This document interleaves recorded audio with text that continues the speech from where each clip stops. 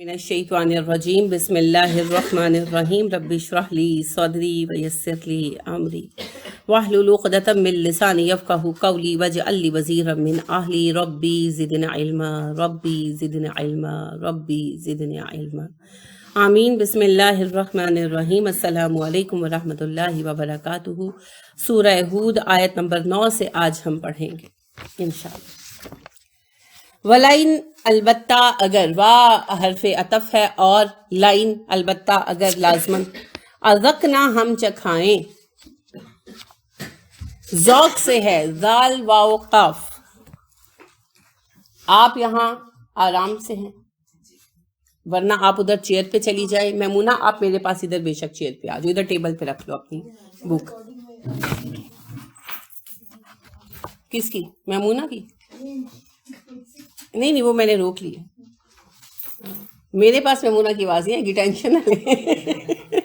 मेरे पास सबकी बोलती बंद हो जाती है। मैमूना मेरी जान, आप इधर आ जाओ, बेशक इधर आ जाओ, बेशक सोफे, जैसे आपका दिल चाहता है, ठीक है। मेरे पास आ जाओ, इधर टेबल पे रख लो।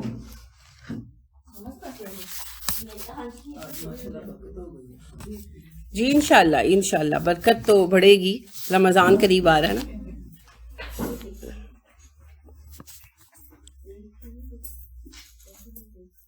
चलें, ज़ौक होता है किसी चीज का मयार टेस्ट करने की सलाहियत होना। तो खाने का मयार जायका है ना, तो उसी से जायके का लफ्ज बना और ये टर्म बनी। जायका हम उर्दू में इसी माने में इस्तेमाल करते हैं, तो उसी से फिर बना चखाना। उर्दू में हम बिल्कुल इसी तरह इस्तेमाल करते हैं। एक तो चखना चखाना, खाना चखना चखाने के लिए होता है, और एक मजा चखाते हैं। मुहावरा होता है ना कि इसको मजा चखा देंगे, बिल्कुल वही जुमला यहां इस्तेमाल हुआ है। अज़कनल इंसाना, जब हम मजा चखाते हैं इंसान को, मिन्ना अपनी जानिब से, रहमतन रहमत का। अच्छा, अब मजा चखाना उर्दू में भी नेगेटिव भी है, पॉजिटिव भी है। तो अरबी में भी नेगेटिव भी होता है, पॉजिटिव भी होता है, यानी सजा के तौर पर भी और नेमत के तौर पर भी। ये जुमले पर मुनहसर होता है कि किस चीज का जिक्र हो रहा है। तो कहा गया अगर हम इंसान को अपनी जानिब से किसी रहमत का मजा चखाते हैं, सुम्मा फिर नज़ानाहा, हम ले लेते हैं वो चीज उससे, नून जे ऐन नज़ा। नज़ा का मतलब होता है अलग करना। तो रूह जब जिस्म से अलग होती है उस कैफियत को नज़ा कहते हैं। इसीलिए दो दोस्तों का, भाइयों का अलग हो जाना एक दूसरे से नज़ा कहलाता है। कि वजह नज़ा क्या है, किस चीज ने अलग कर दिया, ठीक है। नज़ा ना हा, नज़ा अलग किया, ना हमने, नज़ा ना क्या है, माजी है। मुजारे में हमेशा अलामत पहले आती है, अलामत मा कबल होती है, और माजी में अलामत मा बाद होती है। तो नज़ाना जमा मुतकल्लम है लेकिन माजी है, और हा इस पर ज़मीर है इजाफी, तो ये कंपाउंड है। नज़ानाहा, हम छीन लेते हैं, अलग कर देते हैं उस नेमत को उससे, मिनहू उस शख्स से। इन्नहु, बेशक वो, लयऊसुन, मायूस होने लगता है। ये हमजा सीन यास उर्दू में भी इस्तेमाल करते हैं, यास मायूसी। मायूसी का लफ्ज भी असल में यास ही से निकला है। लयऊसुन ना शुक्रा, ना उम्मीद होने लगता है। कुफूरुन ना शुक्रा, कुफूर काफिर का मुबालिगा है। काफिर कौन होता है? इनकार करने वाला। तो असल चीज है ना शुक्र गुजारी, इनकार करना नेमत का। तो कुफूरन सख्त ना इन शुक्रा, सख्त इनकारी हो जाता। किस बात का? मुझे कुछ नहीं मिला। मुश्किलों में यही कहते हैं ना, यानी लोग कहते हैं जी फोतगी हो गई, लेट सपोज, आप कहते हैं कि भी बड़ा अफसोस हुआ, तो जवाब मिलता है जी हम तो जब से पैदा हुए हैं यही कुछ देख रहे हैं। पैदा हुए तो इतने साल के तो दादा मर गए, इतने साल के थे तो दादी मर गई, इतने साल के थे तो ये हो गया, उतने साल के तो वो हो गया। तो होना ही था। आप ना भी पैदा होते, तशरीफ ना भी लाते, तो सब कुछ होना था। ये तो जिंदगी का मामूल है, जिंदगी इसी तरह चलेगी। और याद रखें, हम लोग जिन रिश्तों से जुड़े हैं वो सब रिश्ते भी तो अल्लाह के बंदे हैं, तो फिर उनकी जिंदगी में भी तो बहुत कुछ होना है। अब हम उनसे इफेक्ट होते हैं क्योंकि हम उनसे जुड़े हुए हैं। तो अब हमारे लिए اللہ دوسروں کا امتحان تو چھوڑ نہیں سکتا. اب دیکھیں ایک بچے کا پیپر ہوتا ہے تو پورا گھر افیکٹ ہوتا ہے. میٹرک کا پیپر ہو تو سارے گھر کے میٹرک کے پیپر ہو رہے ہوتے ہیں. حالانکہ پیپر تو اسی کا ہے جس کا ہے، لیکن ہم چونکہ جڑے ہوئے ہیں تو کیا کر سکتے ہیں؟ آپ کسی کو کہہ سکتے ہیں کہ رمضان ہے تو رمضان میں فرسٹ ٹرم نہ لے.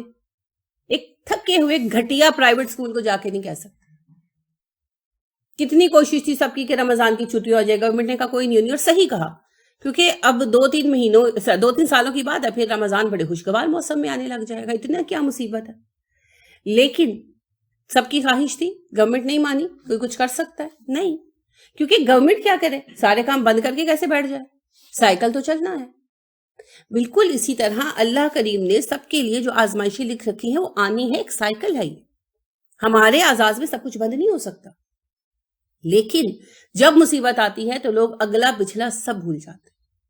جیسے لڑائی ہوتی ہے نا تو اگلا پچھلا سب برابر کر دیتے ہیں، تو اس میں پھر صبر بھی ضائع ہو جاتا ہے. لڑائی سے پہلے کچھ باتوں پر صبر کیا، جب لڑائی ہوئی ساری جتا دی تو کیا ہوا؟ وہ سارا صبر ضائع ہو گیا، سب کچھ ختم ہو گیا.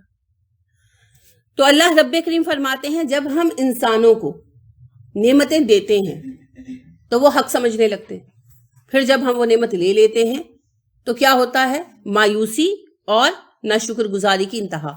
کیوں ہوتی ہے یہ کیفیت؟ کیونکہ ہم ہر نعمت کو اپنا حق سمجھ کر قبول کرتے ہیں.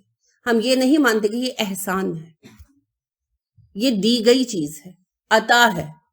کیونکہ جو دی گئی چیز ہے اس کے واپس لیے جانے پر صدمہ ہوتا ہے. جیسے ایک حکومتی افسر ہے، 22 گریڈ کا افسر ہے، اس کو پتا ہے کہ میں نے ریٹائرڈ ہونا ہے، تو آج تک کسی افسر نے ریٹائرڈ ہونے پر خودکشی نہیں کی، کیونکہ سب کو پتا ریٹائرڈ ہونا ہے، پہلے دن پتا تھا.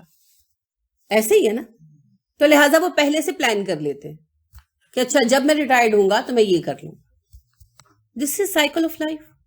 اللہ نے بھی جو نعمتیں دی ہیں، ہر کمال کو زوال ہے یا نہیں ہے؟ جوانی آئی ہے بڑھاپا آئے گا، مال آیا ہے تنگی آئے گی، حسن ہے ڈھل جائے گا.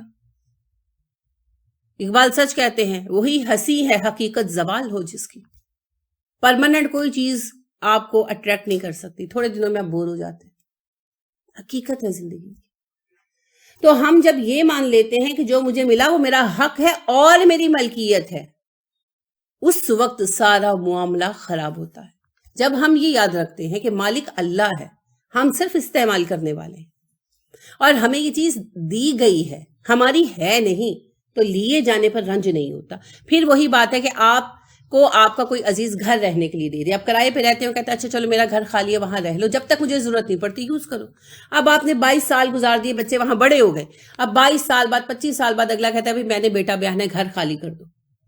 اب آپ نے اگر یہ بات یاد رکھی ہے، اگلے کا احسان بھی یاد رکھا ہے، تو آپ کہیں گے کوئی بات نہیں، ہم ایز سون ایز پاسبل خالی کرتے ہیں، ہمیں گھر ڈھونڈ لینے دیں. اور اگر آپ نے اس کو اپنا ہی مان لیا تو پھر آپ کیا کریں گے؟ لڑائی جھگڑا، اور اگلے کے احسان کے بدلے میں مصیبت. اگلا سوچے گا نا آئندہ کسی سے احسان نہیں کرنا.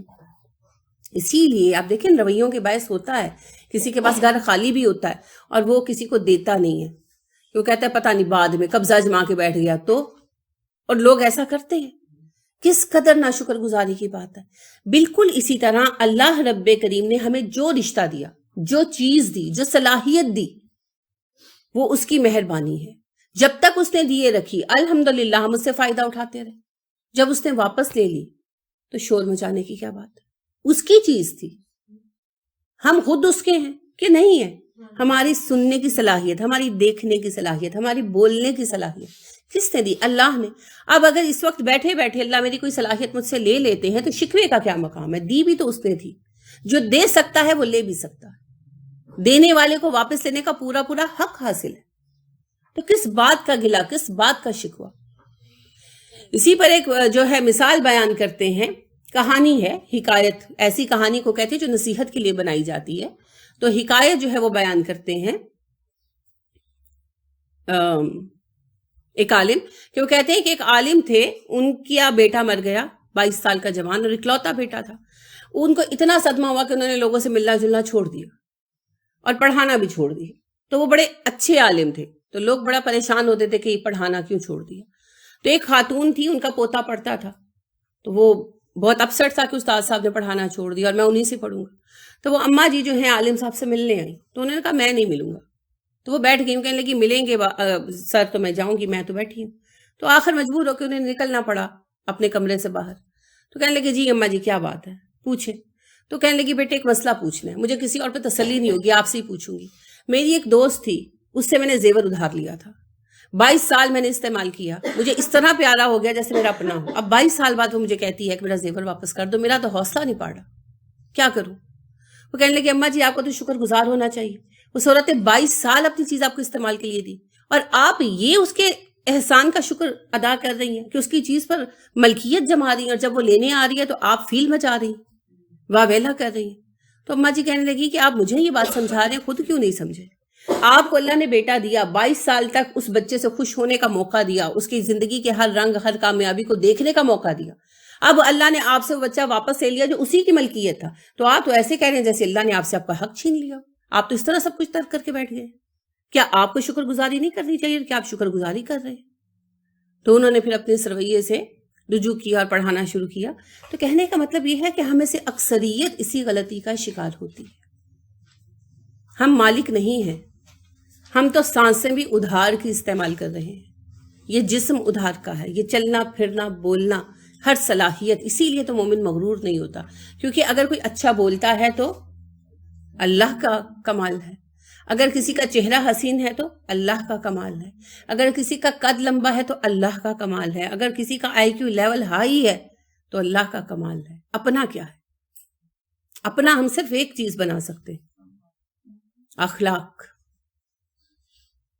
تزکیہ اپنا کر کے اپنے آپ کو تابع دار بنا لے, مسلم بنا لے, یہ اپنے بس میں.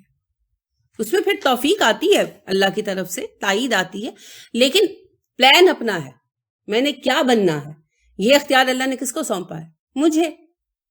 میرا پلان کوئی دوسرا نہیں بنا سکتا, میرے ماں باپ بھی نہیں بنا سکتے, کیونکہ میں نے جو کرنا ہے وہی کرنا ہے. انسان کو کوئی بدل نہیں سکتا. لہٰذا ماں باپ کے سارے پلان دھرے رہ جاتے ہیں, بچے وہی کرتے ہیں جو وہ کرنا چاہتے ہیں. تو اللہ انسانوں کی 2 خاص کیفیات بیان کر رہے ہیں کہ جب نعمت ملتی ہے مالک بن کر بیٹھ جاتے ہیں, جب بطور امتحان وہ نعمت لے لی جاتی ہے تو مایوس ہو جاتے ہیں, ناشکری کرنے لگتے ہیں. پہلی کیفیت کیا آتی ہے؟ مایوسی. اب مومن پہ مایوسی نہیں آتی, کیوں؟ اسے پتا ہے ان اجری الی رب العالمین, میرا اجر میرے اللہ کے پاس ہے. وہ بیمار ہوتا ہے, وہ تکلیف اٹھاتا ہے, وہ رنجیدہ ہوتا ہے, وہ مایوس نہیں ہوتا. لہٰذا اماں ہاجر اس ویرانے میں بیٹھ کر بھی مایوس نہیں ہوئی. پریشان تو ہوئی ہوں گی, پریشانی تو فطرت میں ہے انسان کی, لیکن مایوس نہیں ہوئی. اللہ نے راستے پیدا کیے. حضرت مریم کو سوچیں, اور میں اکثر سوچتی ہوں جتنی بڑی آزمائش حضرت مریم پر آئی دنیا کی کسی عورت پر نہیں آئی. یعنی اماں ہاجر کی آزمائش بھی اس لیول کی نہیں تھی, میں یہ کہتی ہوں, کیونکہ جان دی جا سکتی ہے لیکن عزت داؤ پہ لگنا جبکہ کچھ کیا بھی نہ ہو, بہت بڑی یہ تکلیف ہے. لیکن اس حالت میں بھی حضرت مریم جو ہیں وہ مایوس نہیں تھی, وہ اللہ سے تب بھی دعائیں مانگ رہی تھی. تو مایوسی نہیں آتی مومن کو. اب مایوسی سے بچنے کا ہمیں کہا گیا. اللہ کے نبی صلی اللہ علیہ وسلم نے فرمایا مایوسی انسان کو کفر تک پہنچاتی ہے. شیطان نے بھی مایوسی ہی اپنائی کہ اب میں کچھ نہیں کر سکتا. خلافت آدم علیہ السلام کو ملی تھی نا, اللہ کی بندگی کے راستے تو بند نہیں ہو گئے تھے, وہ اس خلیفہ کا ساتھی بھی تو بن سکتا تھا, لیکن نہیں, اس نے کہا کہ نہیں اب تو سب کچھ ہی ختم ہو گیا. تو یہ مایوسی پھر کفر کی طرف, ناشکری کی طرف لاتی ہے. کفر کیا ہے؟ نعمت کا غلط استعمال, نعمتوں کا انکار. اچھا, ایک نعمت چھنتی ہے اور ہم سب کا انکار کر دیتے, سب کا. یعنی جیسے مال چھنتا ہے, ختم ہو جاتا ہے تو ہم شور مچاتے ہیں, واہ ویلا کرتے ہیں. آپ نے دیکھا ہوگا زندگی میں, عام مشاہدے کی باتیں, ہو سکتا ہے کبھی خود آپ نے بھی کیا ہو. اور ہم یہ بھول جاتے ہیں کہ سر سے پیر تک ہم نعمتوں سے لدے ہوئے ہیں.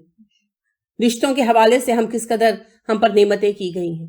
ہم شدید ناشکری کرتے ہیں اور ہر چیز کا انکار کر دیتے ہیں. یہ رویہ ہے کفور, سخت ناشکر گزار. اور 2 ہستیاں ہیں جن کی شکر گزاری ہم پر لازم ہے, ایک اللہ کی اور دوسرا نبی کریم صلی اللہ علیہ وسلم کی شکر گزاری. اور اللہ کی شکر گزاری ساتھ ساتھ ہی ہے. شوہر کی، جو آپ کو یاد ہی نہیں آیا. اللہ کے نبی صلی اللہ علیہ وسلم نے کہا جہنم میں عورتوں کی کثرت کی وجہ یہ ہے کہ وہ شوہروں کی سخت ناشکری کرتی ہیں. وضاحت بھی کی، کہا ایک بار وہ بات نہیں مانتا تو کہتی ہیں تم سے تو ہم نے کبھی کوئی بھلائی پائی ہی نہیں ہے. اور یقین کیجئے میں نے اکثر عورتوں کو یہ فکرہ کہتے ہوئے سنا کہ ساری زندگی ہوگی میرے میاں نے سکھ نہیں دیتا. اچھا گھر کس کے میں رہ رہی ہو، کپڑے کس کی کمائی سے پہنے ہوئے، کھانا کس کا دیا ہوا کھا رہی ہو، بچے کس کے ہیں جو آپ کے ساتھ ہونے سے پیدا ہوئے، تنہا تو نہیں نا پیدا کر سکتے، کس نے سٹیٹس دیا، کس کا نام استعمال کر رہی ہیں. اور پھر ایک خامی سب میں ہے، جو تنگی ہے تو اس پر کہتی ہیں ساری زندگی ہو گئی ہمارے شوہروں نے ہمیں کچھ سکھ نہیں دیا. یہ ہے ناشکری، اور یہ ناشکری کہاں لے کر جائے گی؟ جہنم میں. یہ میں نہیں کہہ رہی، اللہ کے نبی صلی اللہ علیہ وسلم نے کہا. تو شوہروں کی شکر گزاری بھی ضروری ہے، کیونکہ اللہ رب کریم کے بعد ہم پر سب سے زیادہ احسانات شوہروں کے ہوتے ہیں، ماں باپ سے بھی زیادہ. اس لیے کہ ماں باپ پیدا کرتے ہیں، وہ نیچرل لو ہوتا ہے ان کے اندر جو بچے کے لیے ہونا ہی چاہیے. لیکن شوہروں کے اندر ایسا کوئی نیچرل لو نہیں ہوتا. وہ محبت تو آہستہ آہستہ پیدا ہوتی ہے، اور اصل محبت نظر آتی ہے آخر عمر میں، جب بڈھے ہو جاتے ہیں نا ساتھ ساتھ، تب جا کر محبت پیدا ہوتی ہے. شروع میں تو ابھی ایک دوسرے کو سمجھ بھی نہیں پا رہے ہوتے، مگر وہ پہلے دن سے سپینڈ کر رہے ہوتے ہیں، لانے سے بھی پہلے سپینڈ کر رہے ہوتے ہیں. تو یہ ہے ان کا احسان. وہ اپنی ساری کمائی لا کر ہمارے اوپر خرچ کرتے ہیں نا، سارے شوہر کرتے ہیں، اور پھر بھی ہم ان کو کبھی نہیں سراہتے. تو یہ ہے نا شکر گزاری. تو شوہر کی ناشکری سے بھی بچنا ہے. یہاں پر خیر بات اللہ کی ناشکر گزاری کی ہو رہی ہے. والائن البتہ اگر ازق نہ ہو، ہم مزہ چکھائیں اس کو، نہ نعمت کا، آسائش کا، بعد ضرا تکلیف کے بعد، مست ہو جو پہنچی تھی اس کو، لیقولن تو پھر وہ لازمن کہے گا، ذہبا دور ہو گئی، سیئات برائیاں، انی مجھ سے. اگر ہم اسے اس آزمائش کے بعد جو اس پر آن پہنچی ہے نعمتیں عطا کرتے ہیں اور ان کا مزہ چکھاتے ہیں، تو وہ کہتا ہے مجھ پر سے مصیبتیں ٹل گئیں، تکلیفیں دور ہو گئیں. انہو لفرحن فخور، وہ بہت خوش ہوتا ہے اور فخر کرنے لگتا ہے، متکبر ہونے لگتا ہے. فخور جو ہے نا فاخر کا مبالغہ ہے، ڈینگے مارنے لگتا ہے، بڑائی اختیار کرنے لگتا ہے. تھوڑ دلے افراد کا ذکر ہو رہا ہے، نہ ان میں صبر ہے نہ ان میں شکر ہے.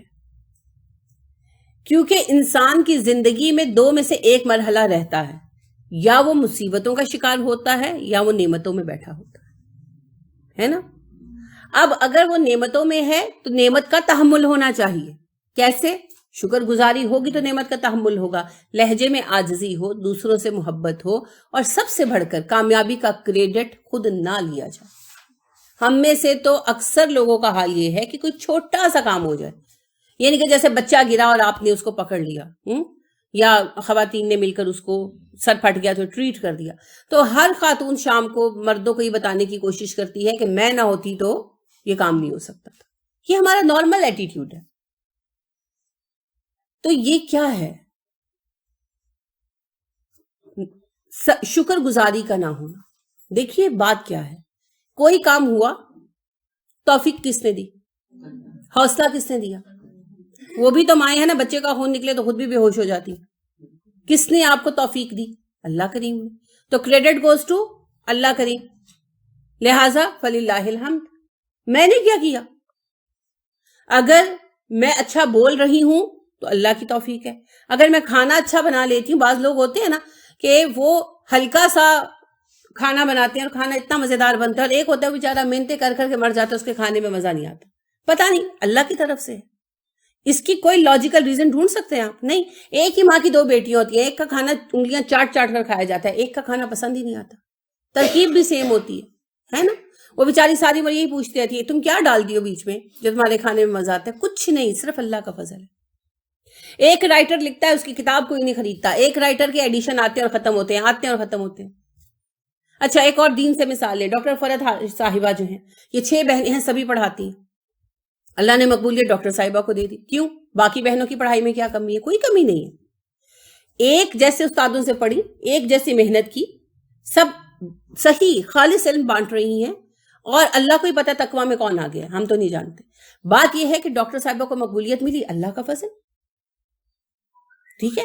لہٰذا مومن کتنا بھی کامیاب ہوتا ہے اس میں تکبر نہیں آتا، کیونکہ وہ جانتا ہے کہ مجھے کامیابی اللہ نے دی ہے، میرا ذاتی کمال نہیں ہے، مجھ سے بڑے اچھے اچھے بڑے ہیں جن کو دنیا پوچھتی بھی نہیں، منہ بھی نہیں لگاتی، تو اگر مجھے ویلیو مل رہی ہے تو یہ میرے رب کا احسان ہے۔ اسی لیے اماں عائشہ صدیقہ رضی اللہ تعالیٰ عنہ نے 5000 کے قریب افراد کو تعلیم دی، باقاعدہ تعلیم دی۔ ویسے جو آتے جاتے رہتے تھے ان کی بات تو الگ ہے، جو باقاعدہ مستقل اسٹوڈنٹ سے 5000 افراد، لیکن اماں عائشہ نے کبھی یہ نہیں گنتی لگائی بیٹھ کر کہ میں نے اتنے لوگوں کو پڑھا دیا، دیکھا مجھ سے کتنی برکت آئی، کبھی نہیں کہا۔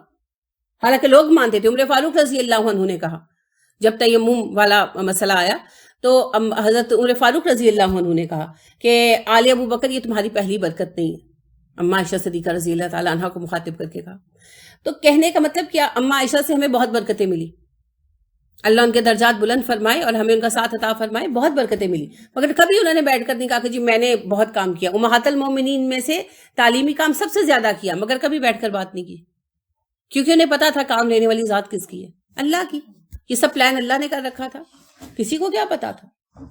اسی طرح آپ دیکھیے کہ مالک بن انس جو ہیں، ماشاءاللہ فقیہ تو ہیں ہی ہیں، محدث ہیں، بہت بڑے محدث ہیں، تو ان کے ایک وقت میں ان کی جماعت میں 1000 دواتیں اور قلم ہوا کرتے تھے لکھنے کے لیے، اور ایک ایک جو دوات ہے وہ 4 لوگ شیئر کرتے ہیں، تو ایک ایک وقت میں 4-4 ہزار ان کے سٹوڈنٹس ہوتے تھے، اور بیچ میں نا لوگ کھڑے کیے جاتے تھے جو امام مالک کے الفاظ آگے پہنچاتے تھے، یعنی 5 صفوں تک جیسے امام مالک کی آواز آ رہی ہے تو پھر وہ آگے آگے آگے، اس طرح اہتمام کیا گیا تھا۔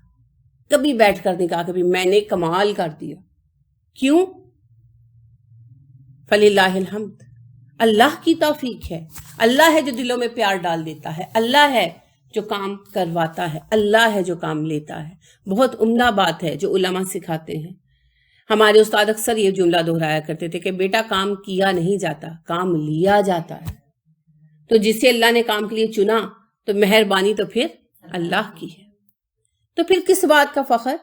اگر میں بزنس آئیکن ہوں تو اس کی عقل کس نے دی؟ اللہ نے۔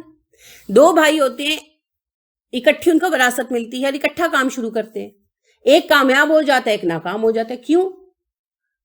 اللہ کی مرضی، اللہ کی مرضی۔ اللہ نے اس کے لیے دولت سے امتحان لکھا ہے، اس کے لیے غربت سے امتحان لکھا ہے، تو لہٰذا کامیابی پر بھی وہ جھکا رہتا ہے۔ اس کی مثال ہمارے نبی صلی اللہ علیہ وسلم جو ہمارا رول ماڈل ہے، جب مکہ فتح ہوا تو بھنگڑے نہیں ڈال رہے تھے نا، کیونکہ ان کو پتا تھا کہ یہ کامیابی اللہ کی طرف سے ہے، تو اونٹ پر بیٹھے تھے اور بار بار سر اتنا جھک جاتا تھا کہ کوہان سے جا ٹکراتا تھا، پھر اونچا کرتے تھے پھر کوہان سے جا ٹکراتا تھا، شکر گزاری میں۔ اچھا، خطبہ بھی حج پر کیا دیا؟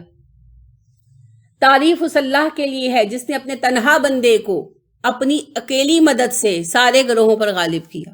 یہ نہیں کہا میں غالب آ گیا، کہا اللہ کے لیے تعریف ہے جس نے تنہا رب ہوتے ہوئے اپنے ایک بندے کو سارے گروہوں پر غالب کیا، اور کیا اللہ نے، تو کام تو اللہ کرتے، ٹھیک ہے۔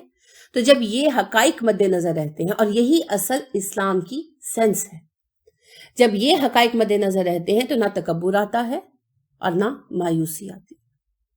اب یہاں ایک ایسے تھڑدھلے بندے کا تذکرہ ہے جس سے اگر نعمت چھنتی ہے تو وہ مایوس ہو جاتا ہے، نہ شکر گزاری کرتا ہے، نعمت ملتی ہے تو اوقات سے باہر ہو جاتا ہے، شوخہ ہو جاتا ہے۔ یہ تو تحمل نہ ہونے کی بات ہے، پیمانہ ظرف چھوٹا ہونے کی بات ہے۔ اب مومن ایسے نہیں ہوتے، کیونکہ مومنانہ اخلاق ہی یہ نہیں ہے۔ اب وہ مومنانہ شان ہی نہیں ہے، اللہ کا شکوہ کرنا ہے نا، اور دوسروں کو حقیر سمجھنا تکبر ہے نا، تو دونوں چیزیں مومن میں آنی ہیں نہیں۔ تو اس قدر علماء اس پر گرفت کرتے تھے کہ مالک بن انس جو ہیں، ان کے ایک اسٹوڈنٹ تھے، تو ایک دن باہر نکلے تو گرمی بہت تھی، تو کہنے لگے آج بہت گرمی ہے، تو کہنے لگے 2 سال سے تم میرے ساتھ ہو، تم نے ان 2 سالوں میں یہی سیکھا ہے کہ اللہ کے شکوے کرو؟ گرمی اللہ نے کی ہے نا۔ تو اس قدر، حالانکہ یہ بظاہر انہوں نے شکوے کے انداز میں نہیں کہا، بس ایک بات کی، لیکن اس بات کو بھی انہوں نے ناپسند کیا۔ جب اتنا خیال رکھیں گے تبھی تو ناشکر گزاری سے بچیں گے، ٹھیک ہے۔ تو مومنانہ روش کے خلاف، الا الذین، سوائے ان لوگوں کے۔ اچھا، اللہ فرماتے ہیں انسانوں کا رویہ ایسا ہی ہوتا ہے، اللہ سورہ فجر میں بھی کہتے ہیں، جب ہم انسانوں کو نعمت دیتے ہیں تو کہتے ہیں اللہ نے مجھے نعمتیں دے دی، اور جب نعمت لے لیتے ہیں تو کہتے ہیں اللہ نے تو مجھے رسوا کر دیا، ذلیل کر دیا۔ یہ عمومی رویہ ہوتا ہے۔ کیوں؟ تھوڑ دلے پن کی وجہ سے، کم ظرفی، جن کا برتن چھوٹا ہوتا ہے وہی تو چھلکتے ہیں، ہے نا؟ تو کم ظرفی، اس مسئلے سے نمٹنے کا حل کیا ہے؟ اللہ ساتھ ہی بتا دیں۔ الا الذین، سوائے ان لوگوں کے، صبروا، جنہوں نے صبر کیا۔ صبر کا ایک اور پہلو، اگرچہ ہم صبر کے ایک سے زائد پہلو دیکھ چکے ہیں۔ نیکی کرنے پر صبر، گناہ سے بچنے پر صبر، عمل کرتے ہوئے راہ میں جو مصیبتیں آئیں، پریشانیاں آئیں ان پر صبر، اور زندگی میں جو آزمائشیں آئیں ان پر صبر۔ ہم یہ ڈسکس کر چکے ہیں۔ یہ جو چوتھی قسم ہے اسی کی بات ہو رہی ہے تفصیل کے ساتھ، کہ جب مصیبت آئے تو صبر اختیار کرو، اور جب اللہ کے فضل سے آسانیاں آئیں تب بھی تحمل اختیار کرو۔ تحمل بھی تو صبر کی ایک شکل ہے، نعمت کا تحمل ہونا۔ یعنی آپ دیکھیے کہ آپ نے گھر میں کوئی نئی چیز لگائی ہے، خود ہی نظر آ جائے گی۔ ہم کیا کرتے ہیں؟ آؤ دکھاؤں میں تمہیں، پردے نئے لگائے ہیں۔ بھائی تم نے کون سے الماری کے اندر لگائے ہیں؟ دیوار پہ، کھڑکی پہ، دروازے پہ لگائے؟ آتے جاتے خود ہی دیکھ لیں گے۔ اور پھر پتہ کیا کہتے ہیں؟ ہم تو اپنے لیے کرتے ہیں، دنیا کو دکھانے کے لیے تھوڑی کرتے ہیں۔ اگر دکھانے کے لیے نہیں کرتے، انوائٹ کر کر کے کیوں دکھاتے؟ یہ دیکھو میں نے صوفہ نیا لیا ہے، یہ دیکھو میں نے فلانی چیز نہیں لی ہے، کیوں بتاتے ہیں؟ اچھا کپڑے نکال نکال کے الماریوں سے دکھاتے ہیں، جب آپ پہنیں گے دیکھ لیں گے، اور پھر اس کے اوپر کہتے ہیں جی ہم لوگوں کو نہیں دکھانا چاہتے، ہم لوگوں کے لیے نہیں بناتے، ہم اپنے لیے بناتے ہیں۔ اپنے لیے بناتے ہیں، لگا رہنے دے، جس کو نظر آئے گا دیکھ لے گا، پسند آئے گا تعریف کر دے گا۔ اور کیا واقعتاً یہ چیزیں اس لائق ہیں کہ ہم جب ملیں تو ہم اپنا وقت ان چیزوں کے اوپر ضائع کریں؟ تذکرے نہیں بدلیں گے، زندگی نہیں بدلے گی۔ اور آپ کو کیا پتا، آپ کسی کو تکلیف دے رہے ہوں، کسی کی دل آزاری کر رہے ہوں، کسی بیوی کو اکسا رہے ہوں کہ گھر جا کے لڑائی ڈالے۔ بالکل ہوتا ہے، ہو کر آتی ہیں بیویاں اپنے ایسے عزیزوں کے گھروں سے جو صاحب حیثیت ہوتے ہیں، پھر آ کے لڑتی ہیں کہ یہ بنا لیا انہوں نے، ہم نے نہیں بنایا، یہ ہو گیا، فلاں ہو گیا۔ تو بات یہ ہے کہ صبر کا ایک پہلو ہے تحمل۔ تحمل کیا ہے؟ نعمت کی برداشت، نعمت کی برداشت، علم ہو، پیسہ ہو، حسن ہو، برداشت۔ حسن کی برداشت کیا ہے؟ پردہ کرنا۔ میں حسین ہوں تو زمانے کو کیوں نہ دکھاؤں؟ یہ کیا ہے؟ وہی نا شکر گزاری، نعمت کا غلط استعمال۔ اگر حسین ہو تو بنایا کس نے؟ اللہ نے۔ تو پھر اللہ کے بنائے دائرے میں رہو۔ اللہ نے یہی تو کہا اپنے حسن کی نمائش نہ کرو، ولا تبرجنا تبرج الجاہلیہ۔ تو پھر پردہ حسن کا تحمل ہے، علم کا تحمل عاجزی، دولت کا تحمل رویے میں نرمی، جھکاؤ، لوگوں کو عزت دینا۔ پہلے بھی غالباً میں نے آپ کو سنایا ہے، ایک انڈین شاعرہ ہیں، مسلم ہیں، ان کی غزل ہے، اس کا شعر ہے، جو خاندانی رئیس ہوں وہ مزاج رکھتے ہیں نرم اپنا، تمہارا لہجہ بتا رہا ہے تمہاری دولت نئی نئی ہے۔ اور بہت سچی بات ہے۔ ہمارے ایک لاء کے سر تھے تو کہتے تھے کہ اگر آپ روڈ کے کنارے کھڑے ہیں اور بارش کا پانی کھڑا ہے اور گاڑی آتی ہے اور اگلا رفتار دھیمی کر لیتا ہے تو یاد رکھو وہ خاندانی آدمی، اور اگر وہ اسی رفتار سے گزر جاتا ہے آپ پر کیچڑ کے چھینٹے ڈال کر تو سمجھ لو نو دولتیا ہے۔ سچ کہتے تھے، کیونکہ تحمل اور ظرف نسلوں میں آتا ہے۔ دولت کا کیا ہے، وہ تو کسی کے پاس بھی آ جاتی ہے، لیکن تحمل اور ظرف نسلوں میں آتا ہے۔ ہمارے ایک جاننے والے ہیں، اللہ نے انہیں بہت نواز رکھا ہے، تو مجھے ان کی دو باتیں بہت اچھی لگی۔ ایک مرتبہ وہ ہمارے گھر آئے تو ایک صاحب ہیں، اپاہج ہیں، تو وہ بیٹھے رہتے ہیں اپنی ویل چیئر پر، تو مانگتے نہیں ہیں، ویسے بیٹھے رہتے ہیں۔ تو انہوں نے اس کو کچھ پیسے دیے تو کہنے لگا میں بیکاری نہیں ہوں، تو کہنے لگے کہ یہ تو تحفہ ہے۔ انہوں نے اتنا برمحل جو ہے اس کو یہ بات کہی، اور وہ اس بات سے بہت خوش ہوا۔ تو دوسری بات پھر کبھی بتاؤں گی، ورنہ بات بڑھتی جائے گی، ہمیں اپنا ٹارگٹ بھی اچیو کرنا ہے۔ کہنے کا مطلب یہ ہے کہ آپ میں نعمت کا تحمل بھی ہونا چاہیے۔ اور بعض لوگوں کو پتہ ہے نعمت کیوں نہیں ملتی؟ تحمل نہیں ہوتا۔ آپ کے پاس اگر 2 کلو دودھ کا پیکٹ ہے تو آپ گلاس میں ڈالنے کو تیار ہوں گے؟ نہیں ہوں گے نا، آپ کہیں گے گر جائے گا سارا، کوئی بے وقوف ہی ہوگا جو ڈالے گا۔ تو اللہ رب کریم بھی دیکھ لیتے کہ ظرف اس کا کلو کا نہیں ہے، مانگ یہ جو ہے منوں کے حساب سے ہے، تو اس کو نہیں دیا جا سکتا، اس کو رہنے دو، یہ لائق نہیں ہے۔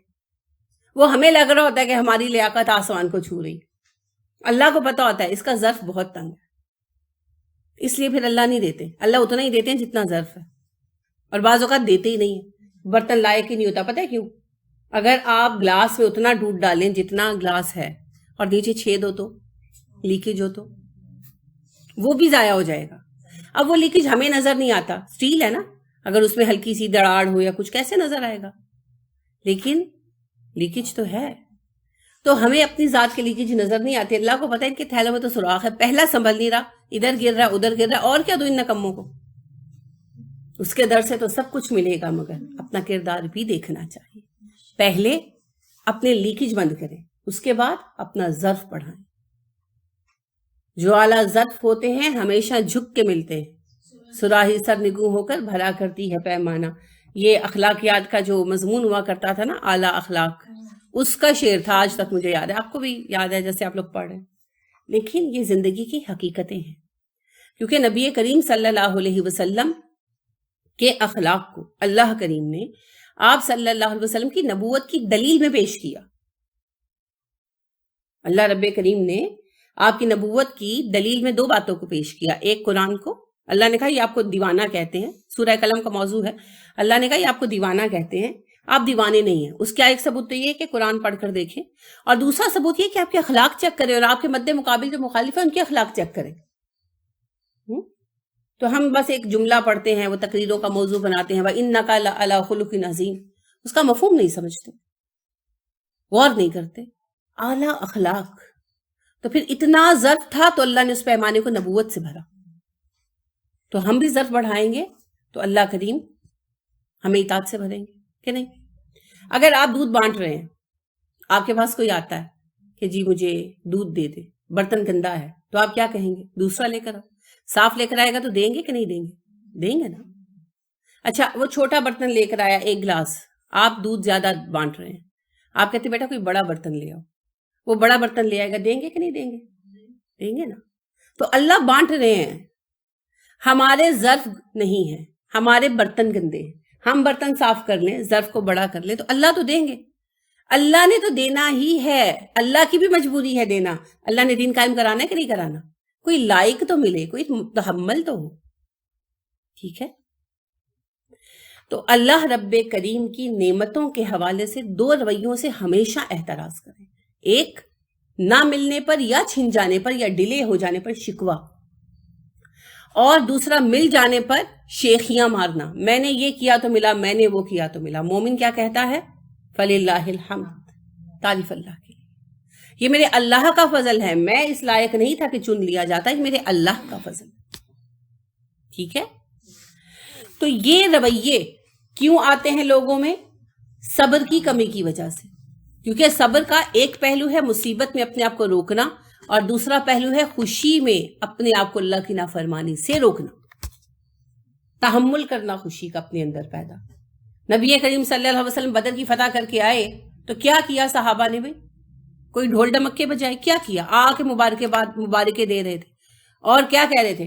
اللہ کا بہت شکر ہے، الحمدللہ اللہ نے آپ کو غالب کیا۔ اچھا، تعریفیں اللہ کی کر رہے ہیں، ٹھیک ہے؟ آپ صلی اللہ علیہ وسلم کی بھی تعریفیں نہیں کر رہے، بلکہ اللہ کی تعریفیں کر رہے ہیں۔ اللہ کی تعریف ہے اللہ نے آپ کو غالب کیا۔ آپ بھی جواب یہی دیتے تھے کہ واقعی اللہ کی بہت حمد ہے، اللہ کا بہت شکر ہے، اس نے مجھے کامیاب کیا، غالب کیا۔ کوئی دستہ جاتا کامیاب ہو کر آتا تو آپ ہار پھول نہیں پہناتے تھے ان کو، آپ فوری طور پر پہلے سجدہ شکر ادا کرتے تھے، پھر کام سنتے تھے کہ شکر اللہ کا جس نے کامیابی دی۔ تو لہٰذا یہ تحمل ہے، نعمت کا تحمل اور آزمائش پر صبر۔ جب تک یہ دو خاصیتیں پیدا نہیں ہوتی، اخلاق عالیہ جنم نہیں لے سکتے، کیونکہ ہم ہمیشہ ان دو میں سے کسی ایک کیفیت میں سے گزرتے رہتے ہیں، بلکہ عام طور پر دونوں سائیڈ بائی سائیڈ چلتی ہیں، ایک طرف کوئی خوشی ملتی ہے، ایک طرف غم ملتا ہے، ایک طرف خوشی ملتی ہے، ایک طرف غم ملتا ہے۔ زندگی کے بیشتر معاملات میں خوشی اور غم ملا جلا ہوتا ہے۔ بیٹی کی شادی پر سمجھ نہیں آتی کہ غم زدہ زیادہ ہو یا خوش زیادہ ہو، بے شمار زندگی کے معاملات ایسے ہی ہوتے ہیں نا، کہ ہم سمجھ نہیں پاتے کہ ان میں زیادہ خوشی کی بات ہے یا زیادہ دکھ کی بات ہے. جیسے بھائی اکٹھے رہتے ہوں تو پھر الگ ہونے کا فیصلہ کرے اور ایک بھائی خیر سے اپنا گھر بنا لے، تو خوشی بھی ہوتی ہے کہ اس نے گھر بنا لیا، اور رنج بھی ہوتا ہے کہ الگ جا رہے ہیں. ہوتا ہے نا، فطری بات ہے. تو عام طور پر یہ اس طرح ملا ہوا ہے کہ آپ اس کو اس طرح الگ نہیں کر سکتے کہ یہ خوشی اور یہ غم ملا ہوا ہے.